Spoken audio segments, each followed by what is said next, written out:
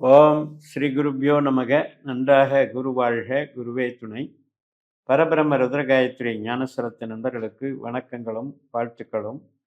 கடக லக்னத்திற்கு இந்த பதிவு 24 நாட்கள், ஜூன் 30 முதல் ஜூலை 23 வரை புதன் கிரகத்தினுடைய வக்கர அவஸ்தை, வக்கர கதி, அதனுடைய பலாபலன்கள் நமக்கு எந்த விதத்தில் என்ன செய்யுங்கிறத பார்க்கலாம்.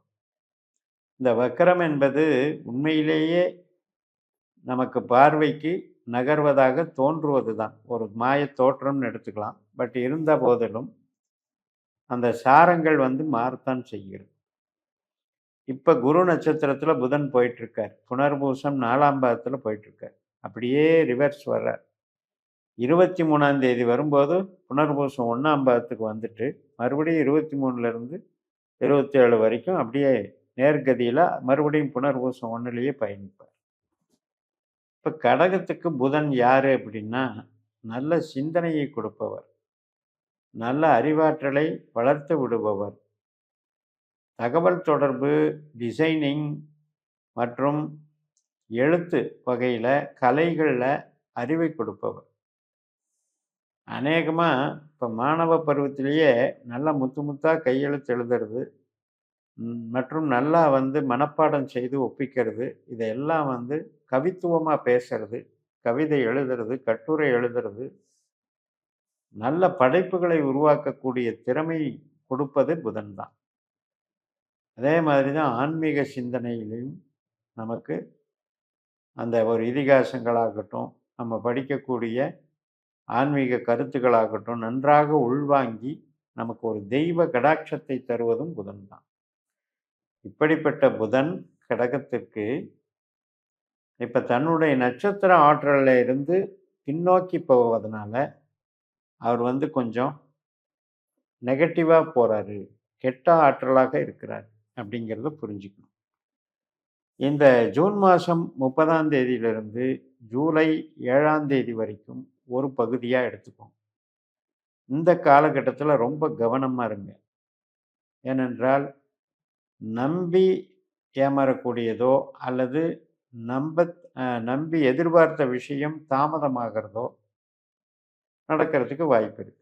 இப்போ ஆவணங்கள் சம்பந்தப்பட்ட பிரச்சனைகள், இப்போ நம்மக்கிட்ட இருக்கிற ஐடி கார்டு மற்றும் லேப்டாப்பு, கருவிகள், செல்ஃபோனு, இதெல்லாம் தவறு விடுவதற்கோ அல்லது அதில் பழுது ஆவதற்கோ பிரச்சனைகளை கொடுக்கறதுக்கோ வாய்ப்பு இருக்குது. நம்ம அனுப்பக்கூடிய தகவல் தொடர்பு விஷயங்கள், மெசேஜ்கள், அதில் வரக்கூடிய சிக்கல்கள், அதே மாதிரி நம்ம ஒரு ப்ராஜெக்டை பண்ணிகிட்ருக்கோம், அதில் தேவையில்லாமல் அதில் எரர் வந்து தப்பாக பண்ணிட்டேன், மறுபடியும் ரீஒர்க் பண்ண வேண்டியிருக்கேன்ற ஒரு சலிப்பு, இதையெல்லாம் உருவாக்கக்கூடியது தான் இந்த ஜூன் 30லேருந்து ஜூலை 7ஆம் தேதி வரைக்கும்.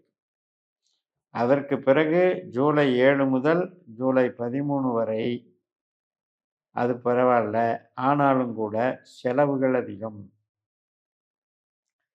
செலவுகள், பிரயாணங்கள் மூலமாக செலவுகள், மருத்துவ செலவுகள் மற்றும் நமக்கு ஏதோ ஒரு வகையில் கடன் சார்ந்த வகையில் கொடுக்க வேண்டியது திருப்பி செலுத்த வேண்டியதோ, அல்லது நம்ம ஒரு ஏற்கனவே ஒரு பிரச்சனை இருக்குது, ஒரு வழக்கு இருக்குது, அது சார்ந்த வகையில் செலவு பண்ணுறதோ, பொருள் வாங்குறதுல செலவு பண்ணுறதோ, இதெல்லாமே நடக்கும். இப்போ நான் சொன்ன மாதிரி ஒரு தவறு ஏற்பட்டது, பழுது ஏற்படுது அப்படின்னா கருவிகளுக்கு செலவு பண்ணி தானே சரி பண்ணணும். 7ஆம் தேதியிலிருந்து 13ஆம் தேதி வரைக்கும் இந்த சிக்கல் இருக்கிறது. 13ஆம் தேதியிலிருந்து 18ஆம் தேதி வரைக்கும் பரவாயில்ல, இருக்கிற பிரச்சனை இல்லை, கொஞ்சம் நல்ல டைம் இதுன்னு எடுத்துக்கலாம். 13லேருந்து 18 வரைக்கும் நீங்கள் முன்னெடுக்க வேண்டிய அறிவுரைகள், சொல்ல வேண்டியது, ஆழ்ந்த அறிவை பயன்படுத்தி உங்களுடைய பணியை செய்வதற்கு தோதான நாளாக இதை எடுத்துக்கலாம். இந்த 13லேருந்து 18 வரைக்கும் வெற்றி கிடைக்கும் அப்படின்னு எடுத்துக்கலாம்.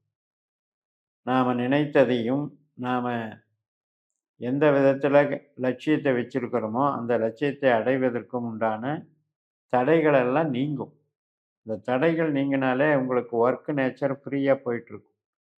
அதே மாதிரி புதிய புதிய நட்பு வட்டாரங்கள் மற்றும் நட்பினால சந்தோஷம், மகிழ்ச்சிகள், சுப காரியங்களுக்கான ஒரு ஆதிக்க பலம் இதெல்லாம் கூட கிடைக்கும். இந்த 13லிருந்து 18 வரைக்கும் அதை சாதகமாக எடுத்துக்கொள்ளுங்கள். மறுபடியும் 18லிருந்து 27ஆம் தேதி வரைக்குமே கூட அது அவ்வளவு சிறப்பில்லை. தொழிலை கெடுக்காது, வேலையை கெடுக்காது. ஆனால் செலவுகளாகும். அதே நேரத்தில உறவுகள்ல ஜாக்கிரதையா இருக்கணும். ஆரோக்கியத்தில ஜாக்கிரதையா இருக்கணும். இப்ப உறவுகள் அப்படின்ற விஷயத்தில இரத்த சம்மந்தப்பட்டது, தோல் சம்மந்தப்பட்டது, நரம்பு சம்மந்தப்பட்டதெல்லாம் கொஞ்சம் பார்த்துக்கணும்.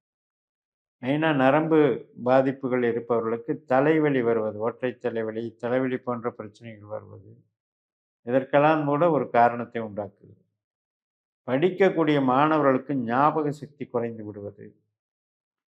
அது மட்டுமல்ல, நம்ம எழுதி பார்க்கிறதோ அல்லது நாம ஒரு ப்ராஜெக்ட்டை சப்மிட் பண்ணும்போதோ தவறுதலாக சப்மிட் பண்றது. அதனால ஒரு தடவைக்கு 2 தடவை ரீவொர்க் பண்ணி, ரீசெக் பண்ணி இதெல்லாம் பண்ணும்போது உங்கள் பணியில் ஒரு கெட்ட பெயர் வராமல் பாதுகாத்துக் கொள்ளலாம். புதன் அப்படிங்கிறது வியாபாரத்துக்கும் பொருந்தும், ட்ரேடிங்க்கும் பொருந்தும், தொழிலுக்கும் பொருந்தும், ஷேர் மார்க்கெட்டுக்கும் பொருந்தும். ஸோ குருவினுடைய சாரத்துல போகக்கூடிய புதன் குருவுமே அங்கேயே இருக்காரு. ஈடுபாட்டை கொடுப்பாரு. ஆனா பணம் சேரணுமே. அப்ப அந்த பணத்துக்கு உண்டான விஷயம்ங்கிறதுல நிறைய சிக்கல்கள் இருக்கு.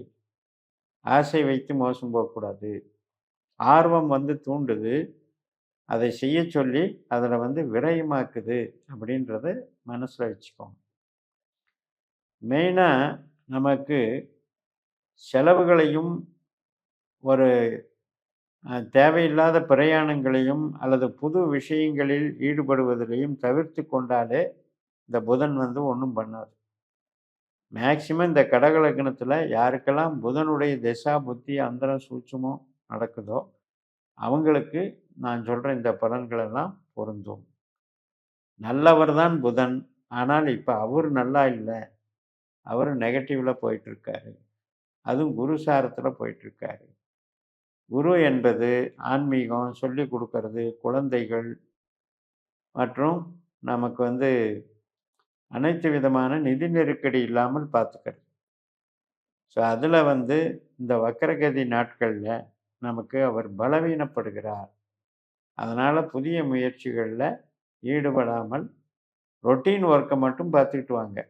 அதே மாதிரி புதன் அப்படின்னா மாமன் காரகன். அப்போ மாமன் வழி, நண்பர்கள் வழி டைஅப் வச்சுக்கிறது, ஒரு பிஸ்னஸ் டீல் பண்ணுறது அல்லது பேச்சுவார்த்தைகள்லையும் ரொம்ப உரிமை எடுத்து பேசும்போது அது தகாத வகையில் பகையாகக்கூடும் அப்படிங்கிறது மனசில் வச்சுக்கிட்டு கொஞ்சம் ஸ்மூத்தாக டீல் பண்ணிட்டு போனால் பிரச்சனை இல்லை.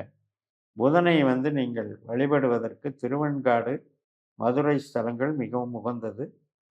லோக்கலில் இருக்கிற பள்ளிகொண்ட பெருமாளை வழிபடலாம். ஆயில்யம், கேட்டை, ரேவதி நட்சத்திர நாட்களில் வழிபட சிறந்தது என்று சொல்லி நிறைவு செய்கிறேன். இந்த சேனலை சப்ஸ்கிரைப் பண்ணி ஷேர் பண்ணுங்கள். உங்கள் தனிப்பட்ட ஜாதக பலாபலன்களை என்னுடைய வாட்ஸ்அப் நம்பரில் தொடர்பு கொண்டு பலன் பெறுங்கள். உங்களிடமிருந்து விடைபெறுகிறேன். உங்கள் ஜெயமஸ். நன்றி, வணக்கம்.